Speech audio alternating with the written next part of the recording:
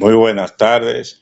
Bienvenidos a su programa Hablemos de Ciencia, Tecnología y Sociedad.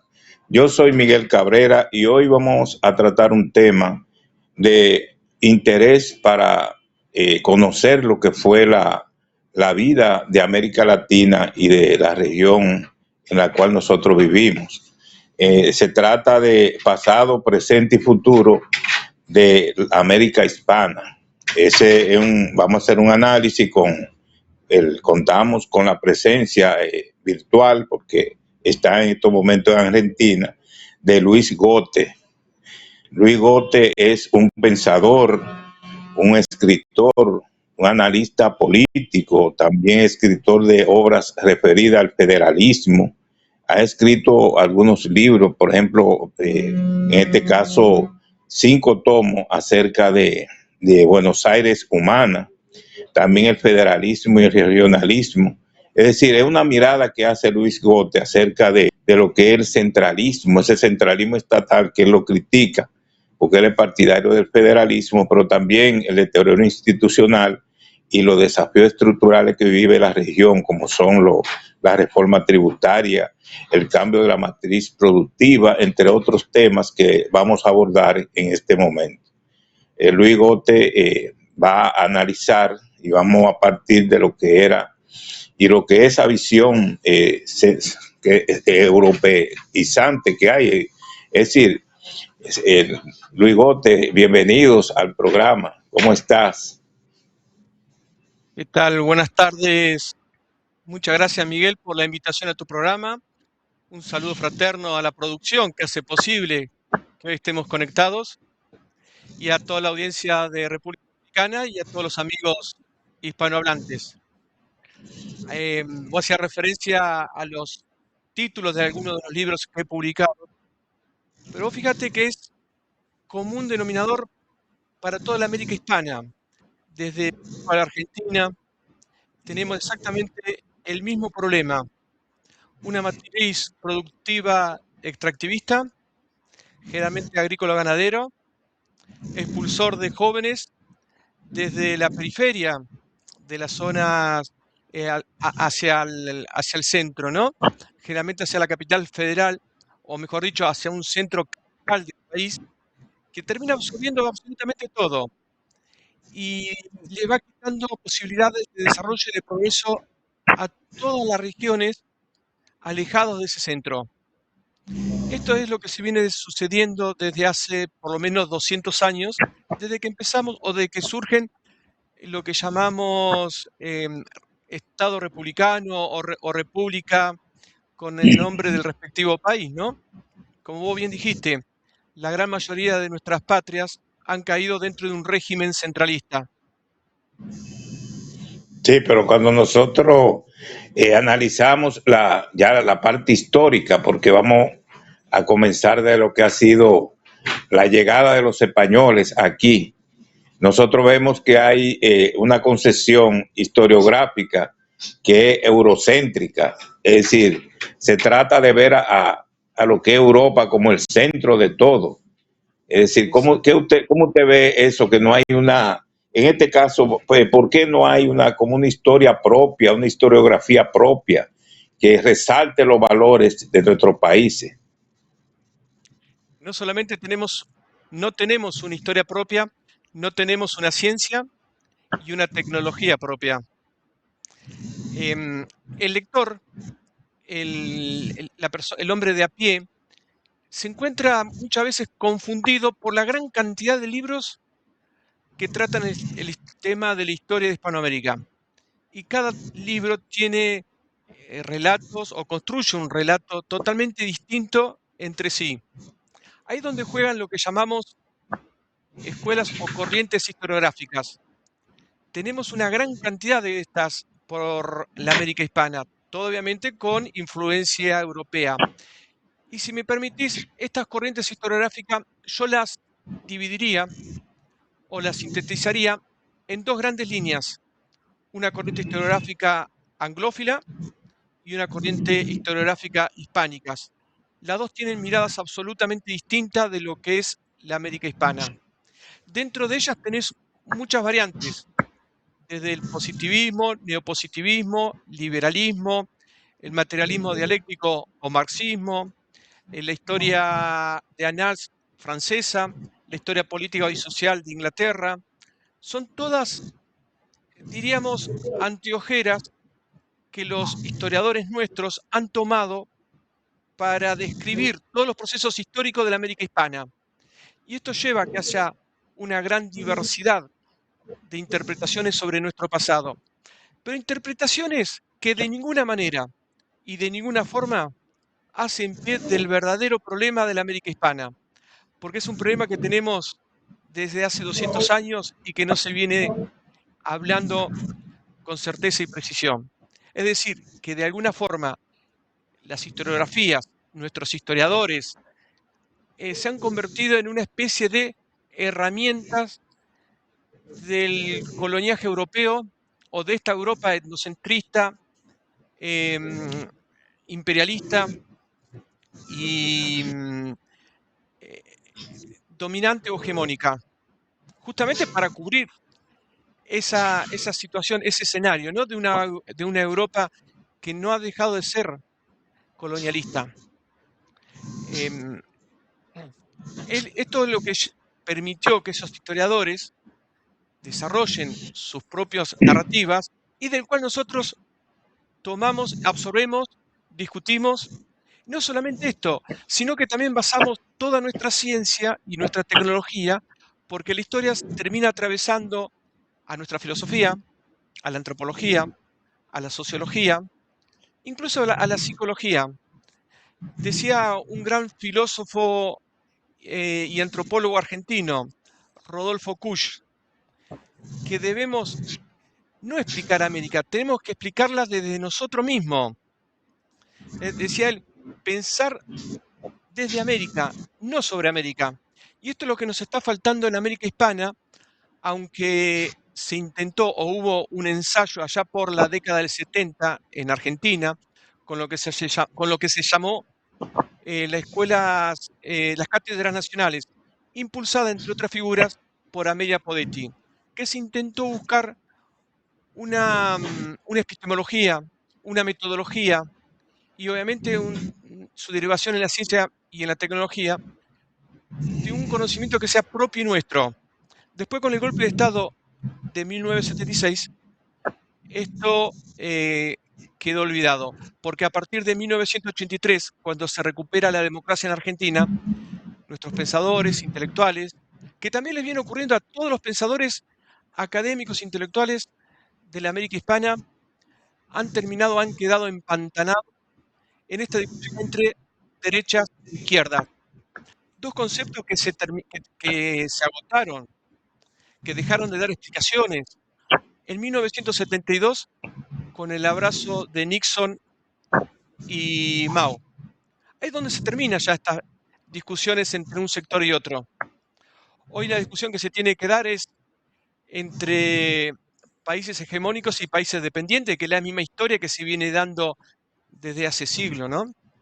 Nuestras patrias están divididas y enfrentadas por estas corrientes ideológicas que todavía no quieren morirse, como lo que es derecha-izquierda, como es el marxismo-liberalismo.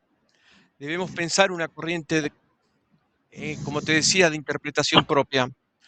Otro gran escritor argentino, un poeta, Leopoldo Marechal, hablaba de que América estaba insertada en una especie de laberinto, y con respecto a los laberintos, decía Leopoldo Marechal que de todo laberinto se sale por arriba. Y bueno, en esta charla vamos a tratar de salir por arriba, mirar desde arriba y comprender la Hispanoamérica, y que es un momento histórico de importancia porque nos va a permitir patear toda la base de sustentación de nuestra ciencia y empezar a hablar de la América hispana como debió haberse hecho desde el momento en que nos separamos o emancipamos de España. Ahora, hay una situación porque yendo y analizando bien la posición que usted plantea, tenemos que aterrizar en algunos conceptos, como por ejemplo, hay algunos historiadores que en su conceptualización ven a España como un imperio que conquistaba territorio y que se se apropiaba de la riqueza y de nuestras naciones. Pero también hay otros que lo ven como que trataba de crear un proyecto institucional. Es decir, ¿cómo analizaríamos esas dos vertientes, esas dos corrientes de pensamiento? Mira, España no desarrolló una corriente institucional, sino civilizatoria. Obviamente que ahí la confrontación entre lo que era el naciente del Imperio Británico, cuando ya España viene declinando, y también con lo que eran, de alguna manera, las colonias de los Países Bajos en, en hegemonía hispánica, ¿no? Desarrollaron ellos una visión que después llamaremos como la leyenda negra, influenciado por el excesivo fervor para denunciar ciertas situaciones en América por parte de Fray Bartolomé de las Casas, que después eso fue desmentido por otros escritores jesuitas, ¿no? Otros frailes, diciendo que había exagerado Fray de las Casas, pero ya había cometido el error de esa exageración que fue tomado por holandeses y británicos que exageraron todo esto.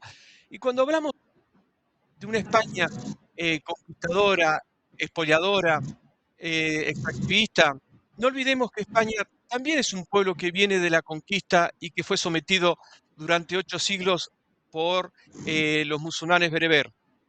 Y antes de esta conquista estaban los visigodos, obviamente conquistados por los musulmanes. Y antes de los visigodos estaban los romanos conquistados por los visigodos. Y, y antes de los romanos había pueblos hispanos que fueron conquistados por los romanos. Los celtas, celtíberos. Es decir, vos tenés una España con 2000 años de permanente pelea por su liberación. Y que esa idea de liberación se traslada después en la América hispana. Pero esa idea de liberación no tiene un concepto base como lo que vamos a ver en Europa, que para ello el concepto máximo que incorpora Estados Unidos es la libertad. Nosotros peleamos por justicia, por el valor justicia, y ese valor justicia viene de la impronta de una mujer que poco ha sido estudiada, que poco ha sido analizada y poco conocida, que es la reina Isabel de Castilla, o conocida como la Isabel católica, ¿no? Hemos reducido todo el pensamiento, la actividad, su producción en ese concepto, Isabel de Castilla, pero no se analiza cuál fue su pensamiento, cuál fue su impronta que va a llegar a este imperio que va surgiendo, que es España, y que en esa cuestión de legar hubo toda una serie de pensadores que toman ese pensamiento de Isabel en base al concepto de justicia, que va a dar lugar a la Escuela de Salamanca, que va a cambiar el concepto de poder, porque el poder, a partir de ahí, inclusive Isabel de Castilla lo dice, el poder no deviene de Dios hacia el rey, como han sostenido los imperios británicos, los franceses, etc.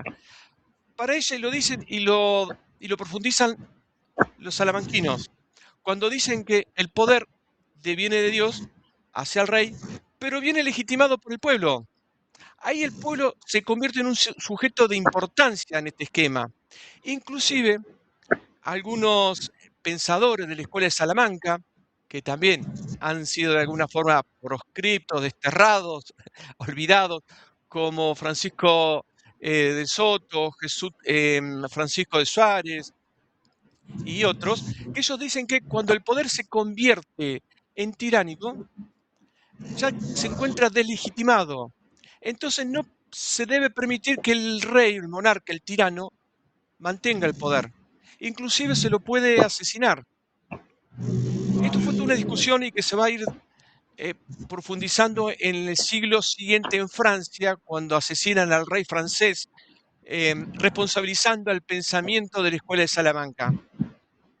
Y esto es hoy en el siglo XXI interesante traerlo, porque vemos cuántos gobiernos elegidos, legitimados por el voto popular, se convierten en tiranos.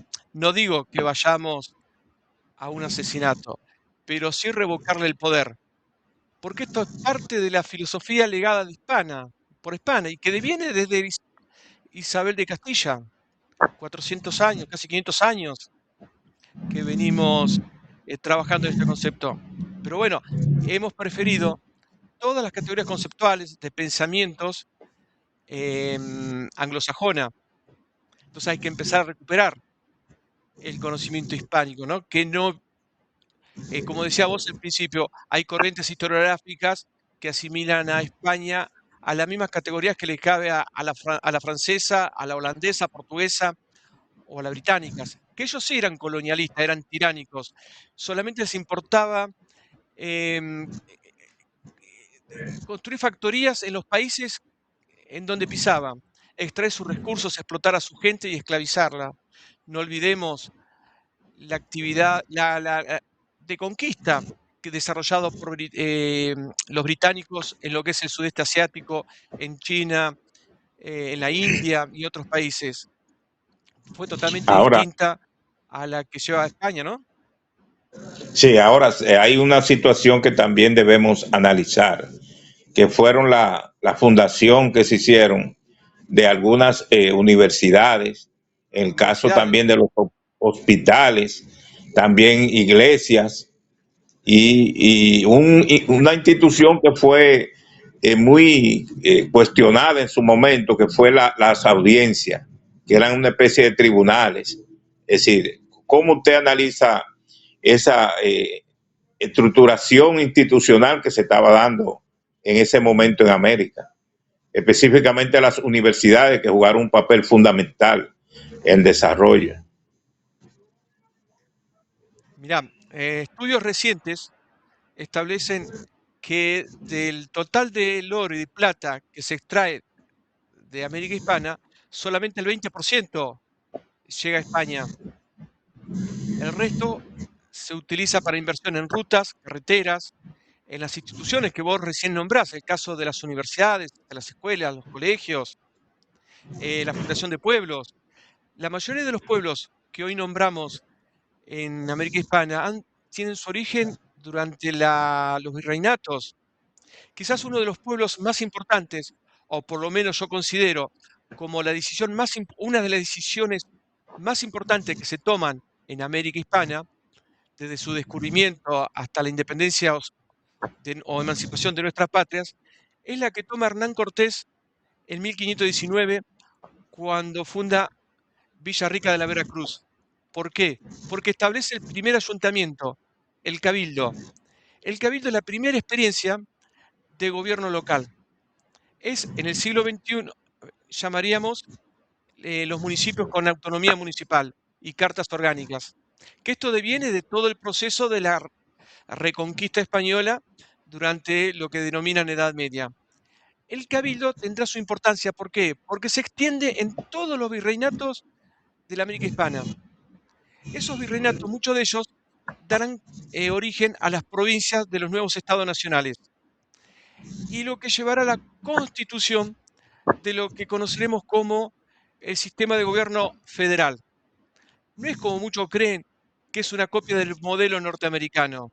Inclusive hay muchos constitucionalistas, historiadores argentinos, que sostienen que el modelo federal argentino es una copia del modelo federal norteamericano. El nuestro es mucho más viejo, porque se da desde el momento en que surge el primer cabildo en México. Muchos dirán, bueno, el cabildo tuvo sus cuestiones también. Había corrupción, se vendían cargos, etcétera, etcétera. Pero aún así, el local, la gente del común veía que podía resolver sus problemas, podía ir a discutir sus problemáticas dentro del cabildo y resolver los problemas desde ahí a través de sus autoridades. Es más, los reyes, después de los reyes católicos, con Carlos I, Felipe II, etcétera, inclusive los Borbones, establecían que si alguna legislación de India contravenía alguna norma de los cabildos, tienen prioridad lo establecido por el cabildo. Había sentido común. ¿Por qué? Porque ante la distancia y los meses que se tardaban para conocer los problemas podían agrandarse o podían tener consecuencias desagradables para la población. Entonces, ¿qué mejor que la población deriva sus cuestiones a través de ordenanzas? Y esto es uno de los problemas que hoy están atravesando a todos nuestros municipios. Municipios donde los intendentes son delegados por gobiernos centrales, inclusive en las provincias, donde los gobiernos son electos por un poder central. Esto es otro, o quizás el verdadero problema en que ha llevado a la América hispana, que está en una situación de plena decadencia y no ha logrado la posibilidad de desarrollarse y crecer como cualquier país normal, ¿no?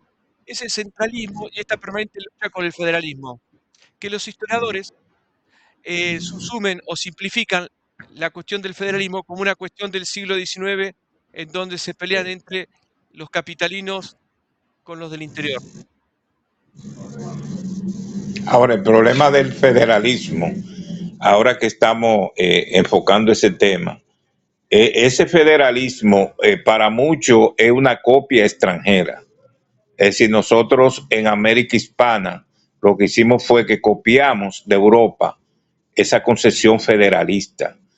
Y hay otros que señalan que eso no vino del extranjero, sino que tiene origen propio en nuestra región.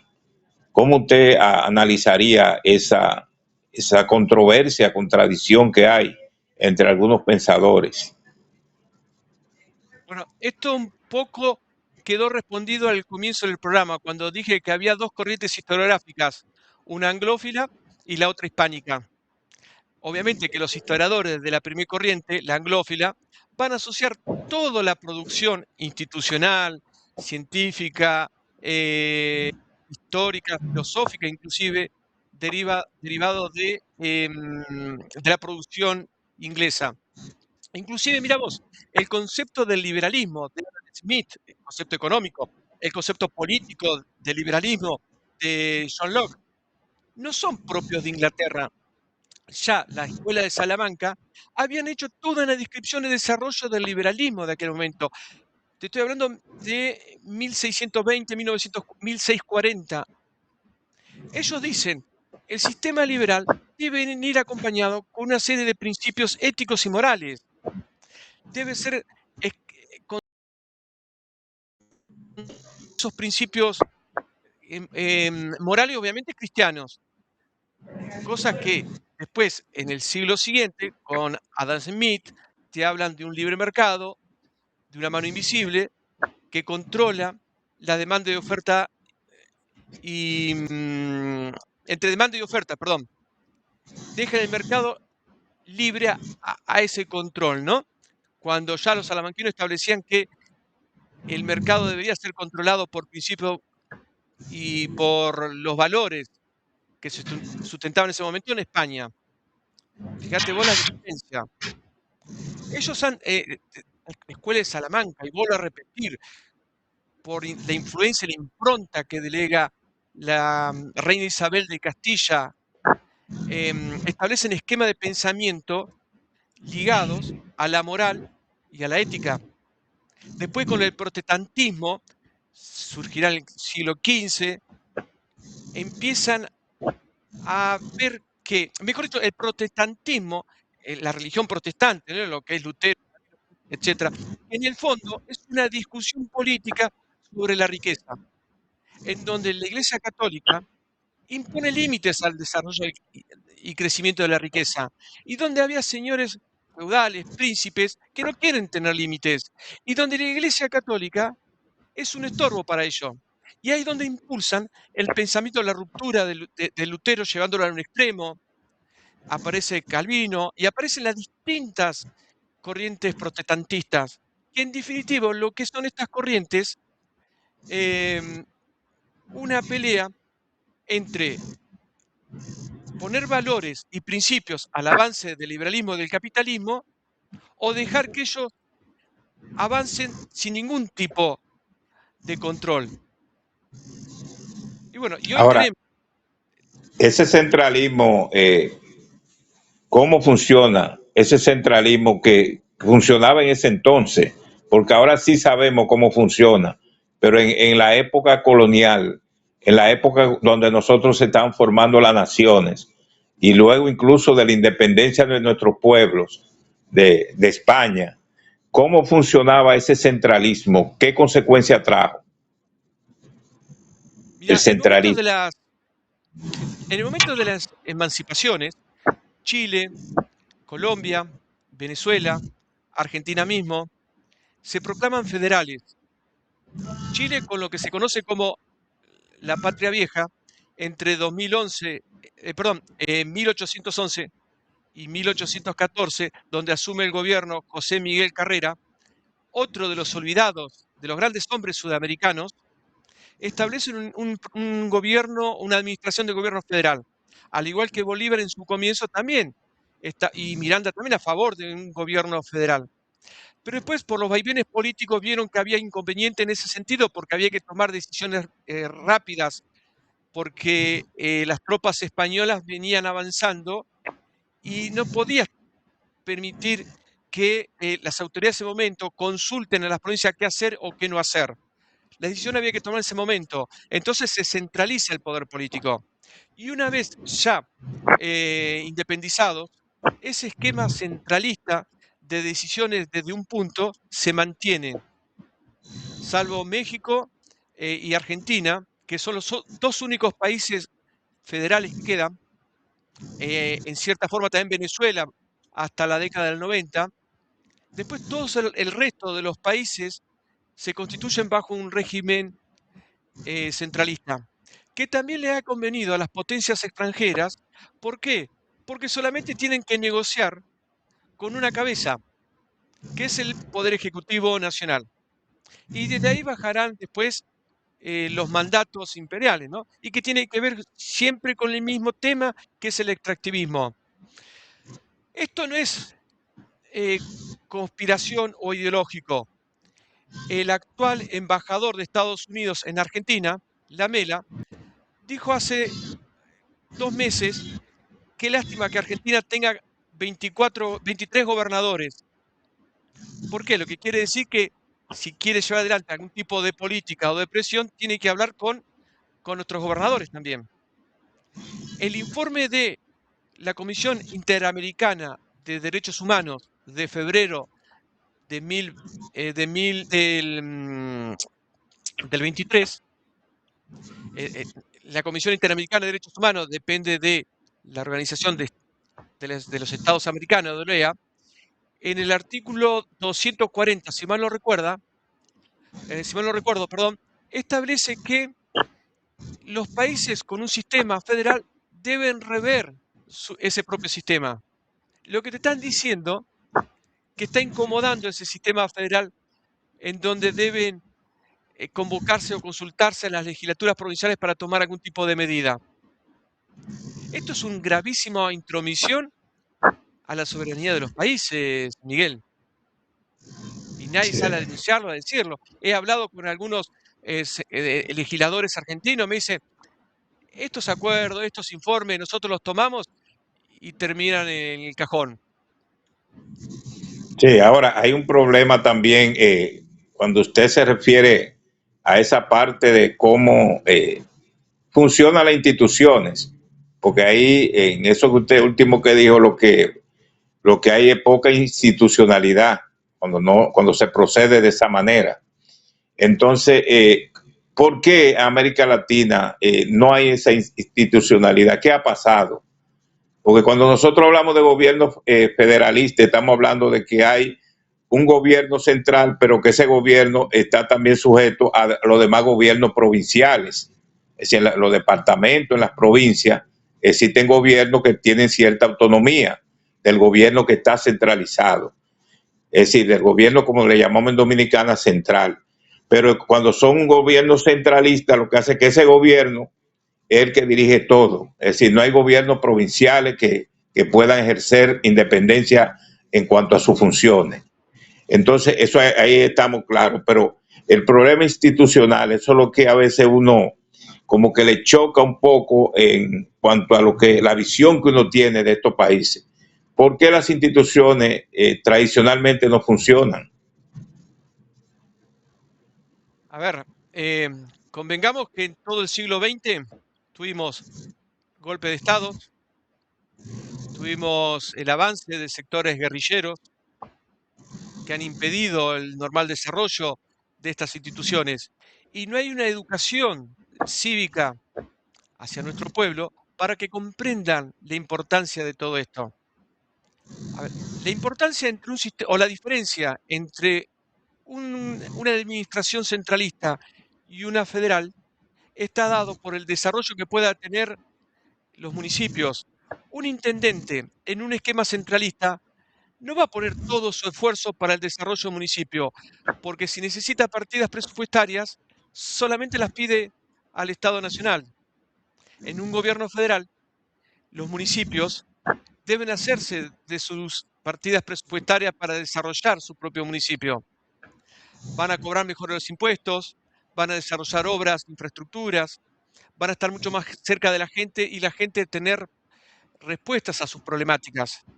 Otro de los problemas que se ha dado en la América Hispana, que esto es común en América Hispana, que es en la década del 60, sobre todo ya al comienzo de los 70, con el avance de la guerrilla, fue haber llevado adelante una doctrina militar norteamericana.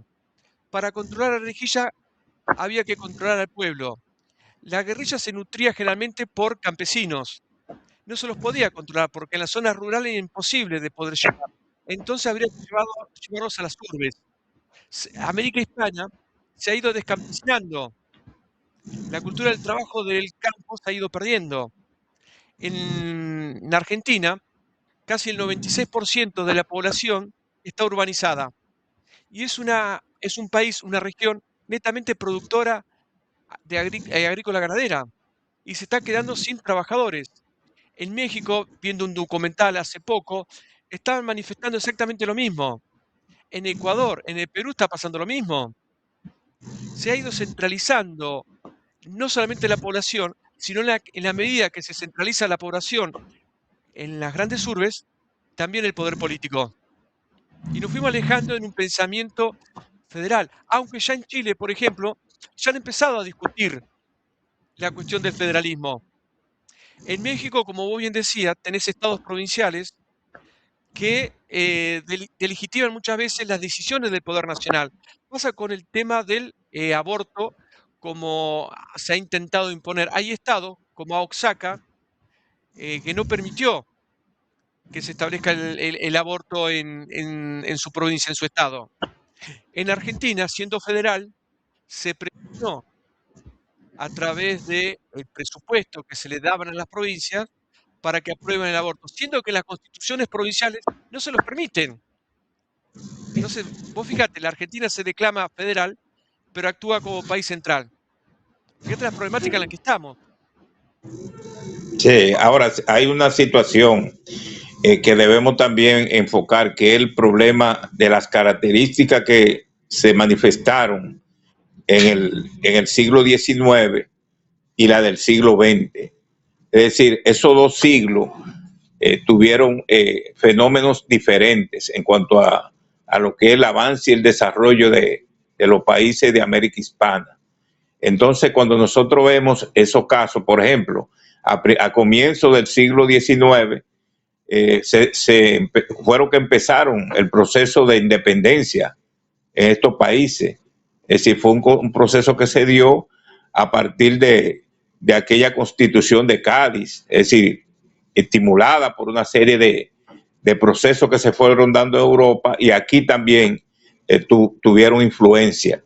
Ahora lo que se plantea es, y lo que yo creo que debemos analizar, qué características esa América Hispana tiene en el siglo XIX y en el siglo XX, qué la caracterizó.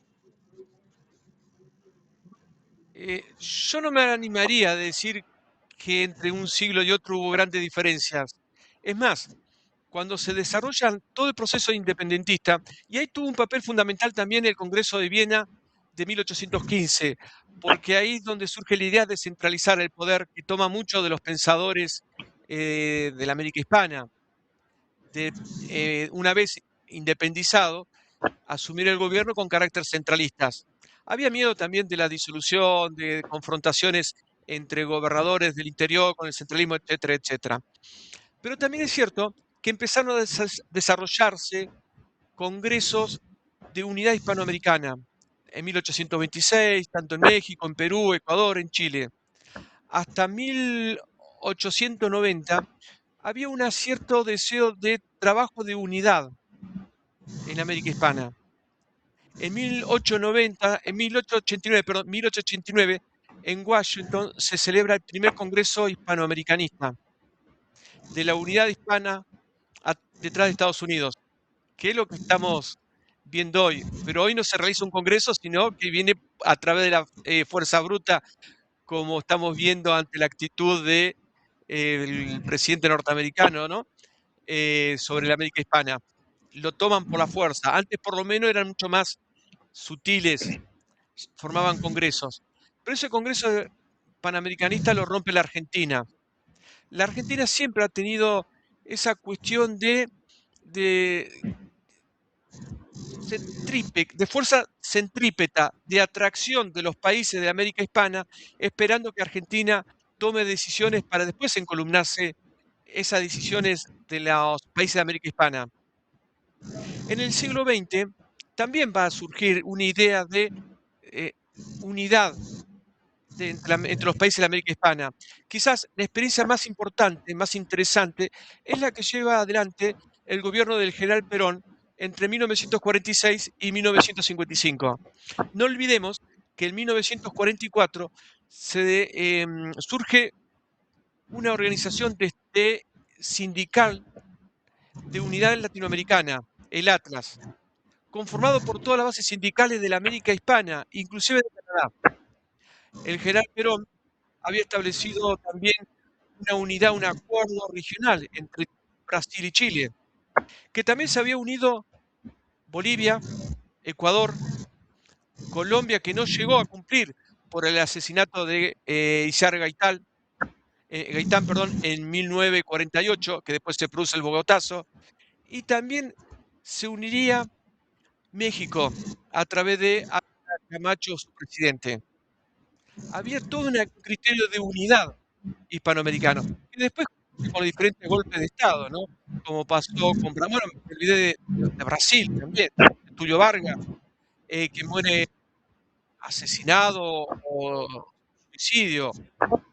Guadalberto Villarroel en Bolivia, en la rosca boliviana lo termina ejecutando. Y el golpe de Estado en Argentina del 55 que termina con todo este proceso. De ahí en adelante se intentó con Hugo Chávez en Venezuela, pero tuvo otras derivancias, ¿no? Porque ahí estaba cruzada por toda una cuestión ideológica que tiene que ver con lo que estamos hablando de Europa y del socialismo. Y hoy estamos en un momento para poder desarrollar una corriente hispanoamericana. Pero bueno, son nuestros científicos, nuestros historiadores, sociólogos que deben empezar a trabajar sobre una nueva epistemología. Si nosotros tenemos algunos problemas comunes, que eso se nota, se ve claramente, que hay problemas comunes que nosotros debemos enfrentar en los actuales momentos. ¿Cómo usted ve en este caso la posibilidad de que América Latina salga de los problemas de crisis que tiene en los momentos que vivimos? Hay un ejemplo que podemos observar y analizar, salvando las diferencias culturales, políticas, etcétera, etcétera, que es África, con lo que es la región del Sahel. 3 países deciden trabajar en conjunto. Primero identificaron al enemigo, sabiendo que podían llegar a tener problemas si llevan adelante el proyecto de unidad regional que estaban determinados a seguir, ¿no? Ellos dijeron Francia, expulsaron a Francia. América Hispana debe empezar también a identificar del enemigo y saber cómo operar y trabajar. Hoy creo que es fundamental empezar a hablar de una confederación de estados hispanoamericanos. Primero los países deben empezar a descentralizar, a pensar en un esquema federal. Después, organizarse en una especie de confederación para trabajar en conjunto y desarrollarse en conjunto. Desarrollar su propia ciencia, su propia tecnología, y pensando obviamente en esa cosmovisión que algunos novelistas nuestros lamentablemente llamaron realismo mágico. En América Hispana hay una relación muy particular entre el hombre y su tierra, que el europeo no puede verla y comprenderla, porque ellos pisan asfalto, no entienden la relación con la tierra. Vos fíjate que cuando un extranjero, europeo, asiático, pisa suelo hispanoamericano, se transforma de alguna manera, se asimila y se enraiza con nuestras culturas y con nuestra tierra, y se convierte en uno de los principales defensores de la causa hispanoamericana. Es lo que yo te estaba hablando al comienzo, contra las injusticias, en la búsqueda de nuestra independencia, de nuestras libertades, libertades en relación con al sentido de independencia, ¿no? Y así tenemos muchísimos ejemplos. Hay algo extraño y poderoso con nuestra tierra, que siempre nos lleva a pelear, a soñar, a amarla, a quererla. Y esto nos tiene que llevar a un acercamiento aún mucho más con los pueblos hispanoamericanos, que de estas cuestiones conocían muchísimo. Sí, ahora cuando nosotros vemos la situación actual, esa integración que usted habla debe ser el norte que guía a América Latina, América Hispana y a todos los países de la región. Y la integración en mecanismos de defensa de nuestros recursos naturales, porque nadie es un secreto que en estos momentos se está tratando de una lucha en América Latina por el imperio, por dominar los recursos naturales y por extraerlos de manera abusiva. Entonces, ¿cómo usted ve esa situación actual? Porque debería de conducir a la unidad de América Latina. Es decir, todos estos pueblos deben convertirse en fortaleza de lucha en contra de esa agresión y de esa forma de extraer los recursos naturales de manera indiscriminada. No sé cómo usted vería y recomendaría algunas acciones para contrarrestar esa situación que vivimos nuestros pueblos, una situación de barbarie prácticamente. Miguel, en 1905, el escritor y político argentino Manuel Ugarte, que recorría América, sobre todo Centroamérica, los salvadoreños tienen buen recuerdo de él. Él decía, Hispanoamérica debe organizarse para una segunda emancipación, esta vez de Estados Unidos. Hace 120 años que pronunció esta frase. Ahora, recuerdo en el 2023, en el Palacio Nacional, donde López Obrador, Manuel López Obrador, hablaba con su pueblo, ¿no? Todas las mañanas, los lunes. Él decía con un dejo de tristeza, México debió mirar hacia el sur. Yo creo que esa frase tiene una importancia y una profundidad tremenda. Creo que debemos comenzar a trabajar armando un eje de resistencia entre México, Venezuela y la Argentina. Y esto es un trabajo que deben empezar a hablar nuestros pensadores, nuestros escritores, nuestros poetas, nuestros novelistas, porque son ellos los que tienen más llegada a la gente común y concientizan a nuestro pueblo que cualquier político que pueda aparecer. La idea de Hispanoamérica, la idea de unidad, está toda relacionada con nuestros poetas y primeros escritores. Después viene el político. Así que son ellos los que deben empezar con este tema. Sí, yo a veces digo que también hay cierta indiferencia, porque cuando nosotros vemos el caso de Cuba, es decir, un país también que pertenece a la América hispana, porque fue conquistada también por España. Entonces, yo noto que hay una actitud en algunos países de indiferencia hacia esa situación que raya en lo humano. Hacer un bloqueo hacia el petróleo, es decir, que no entre petróleo ni alimento hacia Cuba, eso es prácticamente un genocidio. Es decir, es condenar a ese pueblo a la hambruna, a la muerte. Entonces, veo que algunos países se han portado de manera indiferente.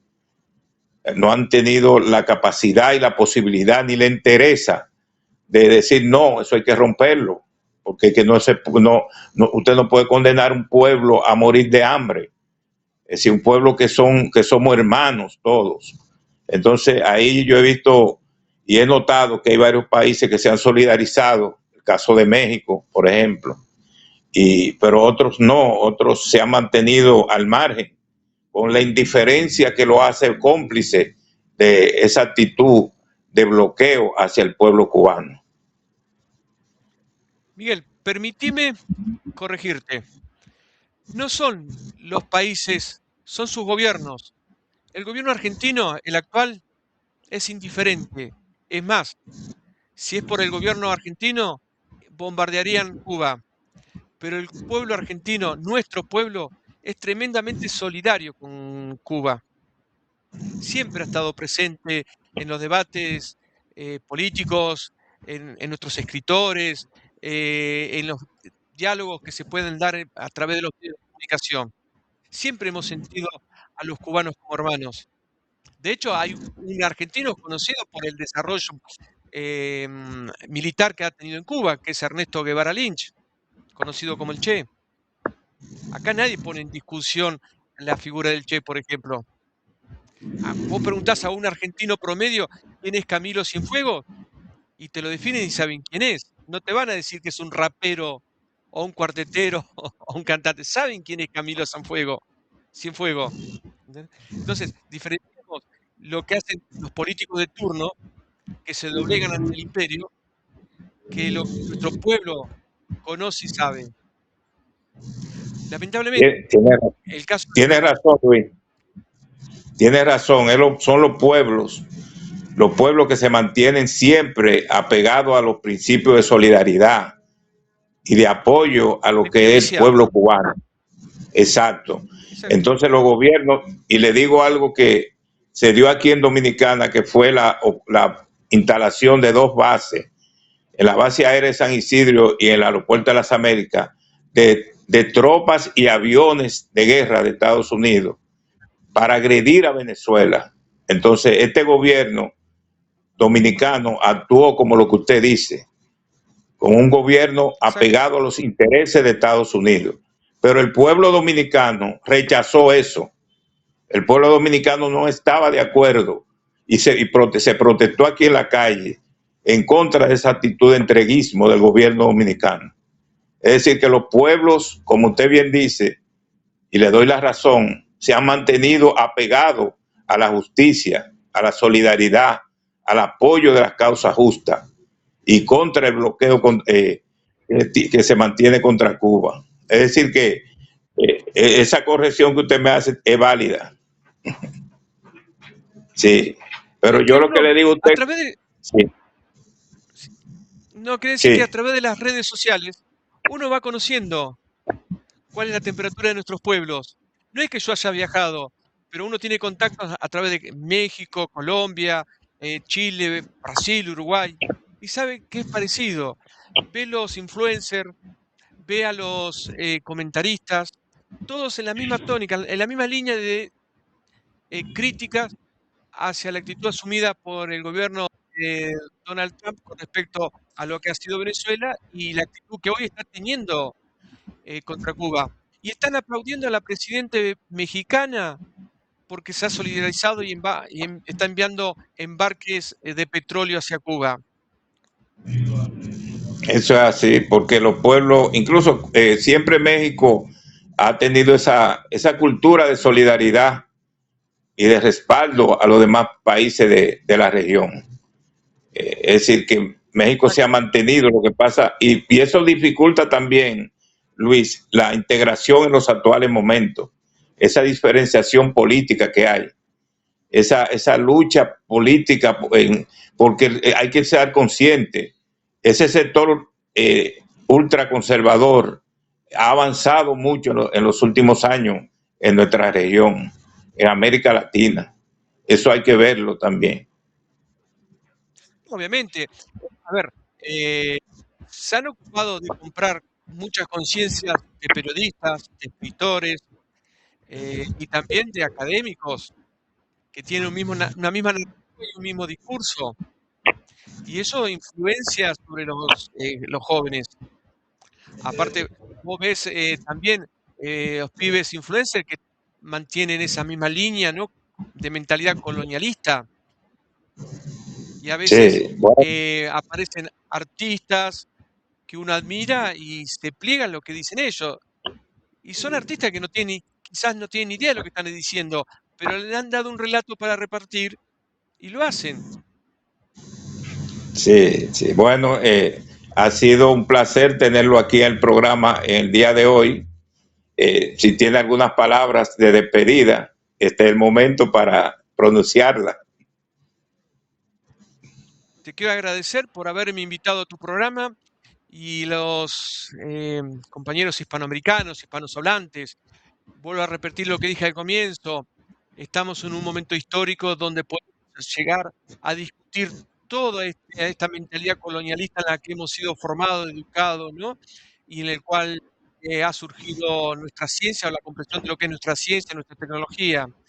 Y que tenemos, y ese momento de empezar a discutir en un pensamiento hispanoamericano que tiene como base o como eje el concepto de justicia y que debemos empezar también a discutir cuál fue el verdadero papel de España en la América hispana, empezar a rever la figura de Isabel de Castilla, y desde ahí construir esa unidad hispanoamericana, y también el pensamiento de la Escuela de Salamanca, que cuando empiezan a leerlo, a descubrirlo, se van a dar cuenta lo rico que es en conceptos, ideas aplicables inclusive al siglo XXI. Bueno, muchas gracias. Será este el inicio de un proceso de conversación en el programa. Esperamos que usted tenga disponibilidad en otro momento de participar, porque ha sido muy importante su intervención. Muchas gracias, Luis, y será hasta la próxima. Sí, No, gracias a bueno. vos, Miguel. Un abrazo a la producción y sí, obviamente que cuando me llames estará aquí presente. Ahí Gracias. está bien, gracias. Sí, será hasta el próximo sábado con su programa Hablemos de Ciencia, Tecnología y Sociedad con Miguel Cabrera.